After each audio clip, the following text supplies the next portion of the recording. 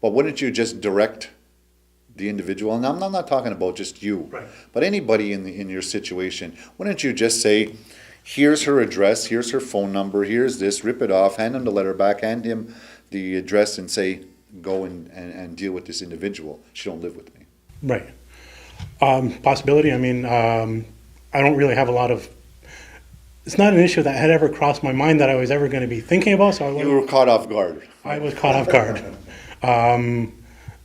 As you know, there are other people in the community who receive them. I read something from Michael Lill saying everybody who's got a letter should be expecting it, and there probably were 25 people who realized it was a possibility. They were going to get it. I wasn't one of them. I assure you of that.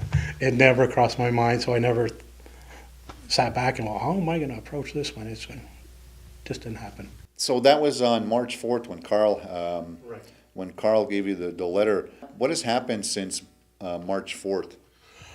March 4th, same day, within a half hour, I emailed Carl again, and I CC'd Mike DeLille, telling him, look, you know, this isn't true. This is, I'm disappointed that, you know, at no point in time that I've been given the opportunity to say, you know, here are these allegations against you. Would you like to respond to them? And I ran into Carl again after lunch, and I had offered him right away at the time when he delivered the letter, and like, you know, Carl, if you want to come to my house, let's go right now. You know, I mean, you can walk around my house and poke in my drawers and open my closets, and you'll see. You know, I mean, very clearly, just I live there. He declined. I couldn't speculate as to why he declined, but so in the email I sent him and Mike, I made that offer again to both of them. You know, if you want to come, feel free. I ran into Carl again after lunch. I asked him if he had received my email. He did. I made him the offer again. If you still want to come to my house, you know, feel free. He declined again.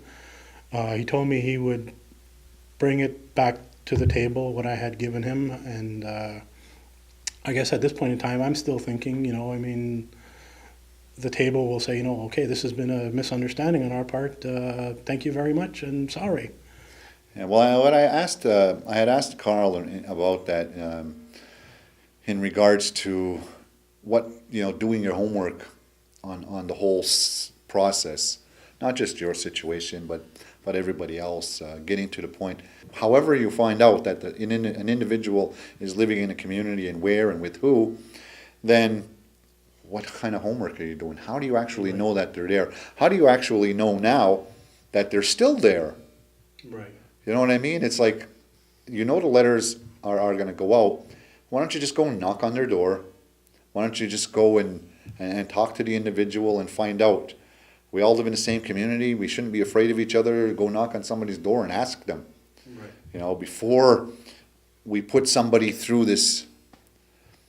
And you told me don't tell me how to do my job, but you know, it was a suggestion. I mean, I'm just looking at what process could work better than what's actually happening. But if they feel that that's the best way, you know, a lot of people beg to differ. A lot of people beg to differ. I mean, because of my unique situation where I really don't have anything to hide, I've been telling everybody my story. I mean, I've talked to 150, 200 people, just, you know, here's what happened to me. This is long before the Eastern Door story came out, where I've been approaching people and, you know, this is what happened to me. And the harshest feedback I received was, you know, I agree with the evictions, but I don't like the way they're being handled. And that's what I said. I said it was the process. I said he asked me actually my personal opinion, and I don't like to give it, but I said I agree with what's going on. I don't agree with the process. I don't agree with how it's going about, you know, and I don't. And I think that things should be done differently, but that's me. Right. You know, I'm one person. That's not just you. That's a lot of people. But now that we're there, when I asked Carl earlier, how does he know that? And he said he has proof. He has proof, and if he has to bring out the proof, he will. what proof do you think he has to prove that you have somebody living at your residence? Well, I mean, at the very day I spoke with him, I told him, I said, Carl, your complaint is probably based upon the fact that I've allowed her to use my post office box. And I explained to him when we met 4 or 5 years ago, she had just moved from Dorval to Chateauguay. She used Canada Post's mail delivery forwarding system, and they lost some important documents of her, like I think it was her health card or driver's license. And it was a huge hassle for her to correct all this. And so in the end, she asked, can I have some of my documents sent to your post office box? As a friend, it didn't bother me. It's the same way. I have stuff sent to her house by FedEx because FedEx has difficulty finding post office boxes in Ganawage. I don't like to have stuff shipped to me at work, so it's easier for me to say my shipping address for that is Lachine. The same way community members, certain companies do not deliver to Canada, so they get post office boxes in the Champlain. I viewed it no differently, allowing her to use my post office box. Well, I know personally individuals who are non-native that don't live in this community but have post office box here. Whether I agree with it or not, it's none of my. I have nothing to do with that or nothing to say because Canada Post has their policies. If somebody wants a post office box, doesn't matter where you are, you get it. I don't know if there's a policy in Ganawagi that you have to be from here to get one. I know that if you pay for one, you can get one. Now, if I go to Chateauguay, the same thing can happen. If I go anywhere to get a post office box, Right. I can get it. And that's how I viewed it. So, but I mean, I don't know if that's the information they have or if it's something else. But I know that Carl said that he can prove that that individual was living in here. I don't know. I asked for a copy of the proof, and I was told no. What do you think about being accused of something and you having to prove that you're innocent without no proof? It's contrary to any principle of justice or fairness or, take your pick, of anywhere other than a third world country, I mean, we're all taught, you're innocent until proven guilty.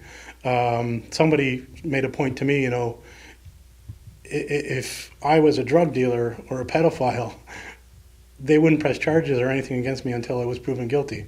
Until there was enough evidence. Until there was enough evidence, right. But there certainly wouldn't be an eviction before I was found guilty. Oh, no. But so it's almost like being a non-native is a bigger crime than being a drug dealer.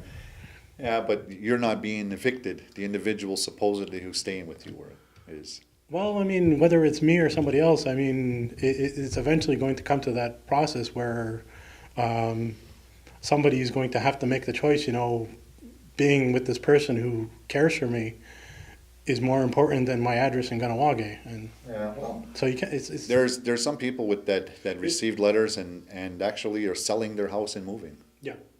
I mean, it's semantic to say it's not about me. And I was told that, this isn't about you, which is when I asked for the proof, it's not about you. And I explained, you're dealing with semantics here, I was a philosophy major. Don't come to me with semantics. I was told, this isn't about you, this is about her. And my counter argument was, well, you're saying she lives with me. And by extension, either you're saying she's hiding in my house that I don't know about, or I allowed her to live there, so to speak. So don't tell me it's not about me. And if it's about her, then why are you getting the letter? Why are they approaching me? And exactly. And that's what it comes down to. I guess it's the homework that has to get done.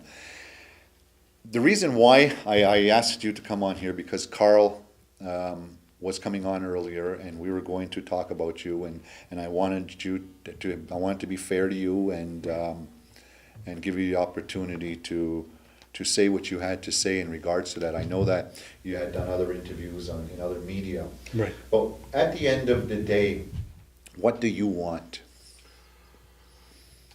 I hear from the very beginning, this is even before I knew there was a letter coming my way, that they're going to be releasing names, this is what they said was going to be first step. I guess they've backed off from that, but this is what I had was on K103 in the morning and different other media. You know, there's going to be 26 letters given out. If you don't respond, your name will be released.